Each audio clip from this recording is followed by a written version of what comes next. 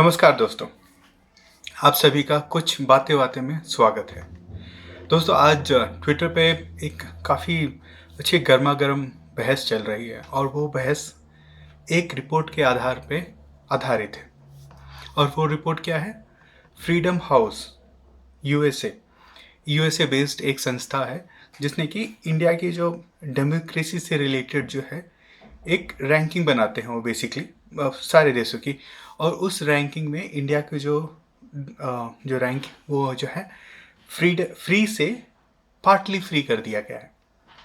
इसका अर्थ ये है कि भारत में जो है अ, अपने विचार व्यक्त करने की आज़ादी नहीं है, प्रोटेस्ट की आज़ादी नहीं है, जो सरकार चाहती है वही होना चाहिए। एक तरह से तानाशाही टाइप वाला माहौल बना हुआ है। क्या ऐसा है? नहीं। ठीक है। तो दूसरी बात यह है कि इस टाइप की ऑर्गेनाइजेशंस जो हैं इनकी कहाँ तक ये रेलेवेंट है और कितना इन पे भरोसा किया जा सकता है, ये सवाल बड़ा ही ज़रूरी है। ठीक है। सबसे पहले फ्रीडम हाउस जो है एक यूएस बेस्ड ऑर्गेनाइजेशन है। ये 1941 में बनाई गई आई। ठीक है। इस संस्था को यूएस गवर्नमेंट द्वारा लगभग 86% फंडिंग मिलती है। सिर्फ 2% के करीब जो है इंडिविजुअल फंडिंग है जो कि लोग कंट्रीब्यूट करते हैं। और ठीक है, इसके अधिकतर जो मेंबर्स हैं यूएस बेस्ड ही हैं, यूएस सिटीजन्स हैं। ठीक है। तो जब एक संस्था जो है 86% फंडेड बाय यूएस गवर्नमेंट है तो आप उस पर कितना भरोसा कर सकते हैं, ये एक बहुत ही बड़ा सवाल है। एक समय में इसी संस्था ने सद्दाम हुसैन के जो अंतर्गत जो सरकार थी उसमें डेमोक्रेसी के लिहाज से उसको फ्री कहा था। ठीक है, ये बड़ी ही मस्त बात है। दूसरी एक 2006 की रिपोर्ट है फाइनेंशियल टाइम्स की। ठीक है। और उस रिपोर्ट में ये कहा गया है कि जो ये फ्रीडम हाउस है they were involved in clandestine activities in Iran. Basically ये क्या होता है, जासूसी के काम जो होते हैं या फिर अपने जो यूएस के जो बेसिकली जासूसी से रिलेटेड या फिर लोगों को अपने पक्ष में कैसे लेके आना है या फिर यूएस के पक्ष में कैसे लेके आना है। ठीक है। तो जब एक संस्था इन सब इस टाइप के कृत्यों में इन्वॉल्व हो, ठीक है, यूएस फंडेड है, इस टाइप यूएस के जो सीआईए या फिर जो भी बोले उन सब के उन कार्यों में उनका सहयोग करती है। ठीक है। तो ये जो रिपोर्ट है इसको निष्पक्ष क्या बोलते हैं, निष्पक्ष या फिर अनबायस्ड कैसे माना जा सकता है। ठीक है। तो ये कहीं ना कहीं यूएस के हितों को ध्यान में रखते हुए, ठीक है, उन सब से रिलेटेड एक रिपोर्ट है। और ये यूएस जो है अक्सर ही ऐसी चीज़ें करता रहता है। ठीक है। तो तो ये जो, और अगर हम इसका देखें कि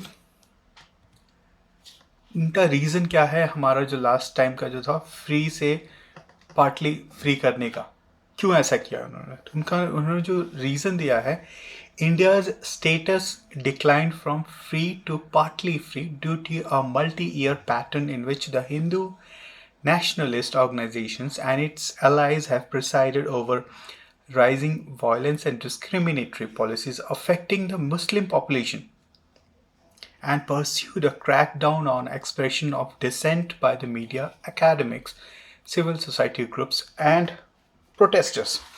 Right. चलिए इसको हम लोग बारीकी से ध्यान देखते हैं इस स्टेटमेंट को। पहले जो है नेशनलिस्ट गवर्नमेंट है, सही है। हिंदू नेशनलिस्ट मैं इसको मानने को तैयार नहीं हूँ।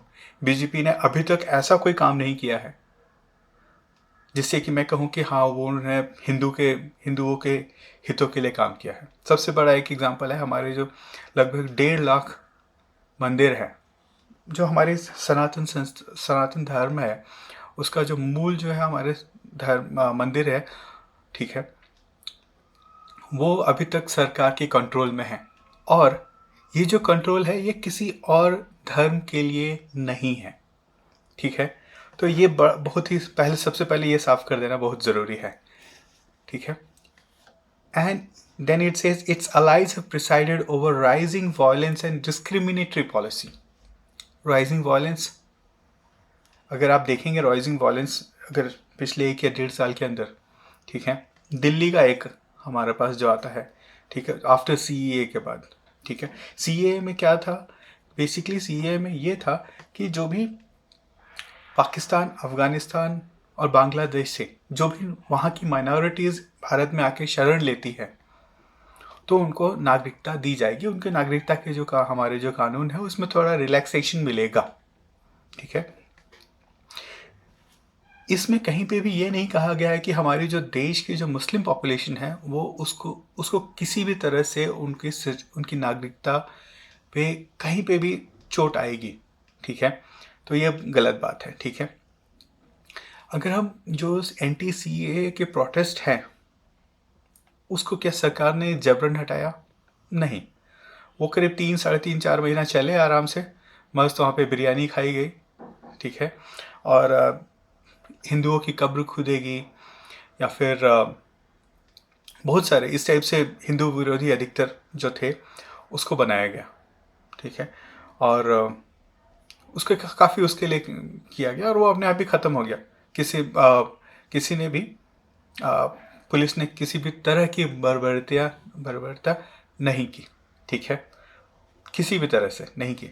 यूजुअली अगर आप कहीं पे आप अक्सर देखते होंगे हांगकांग में आता है या फिर और भी कहीं काफ़ी सारी जगहों पे आता है जहाँ कि प्रोटेस्टर को ऐसे पीटा जाता है जैसे कि मतलब उनका फलूदा निकाल दिया जाता है, ठीक है।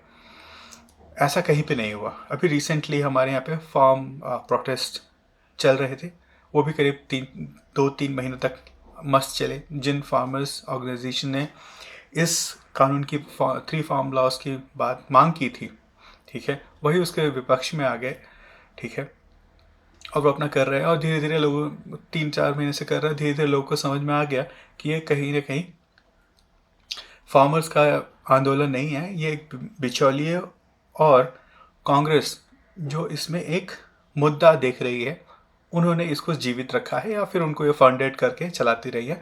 और काफ़ी हद तक देश विरोधी संस्थाएं जैसे कि खालिस्तान जो है उन्होंने उनसे काफ़ी फंडिंग मिली, उन्होंने कहीं ना कहीं इस आंदोलन को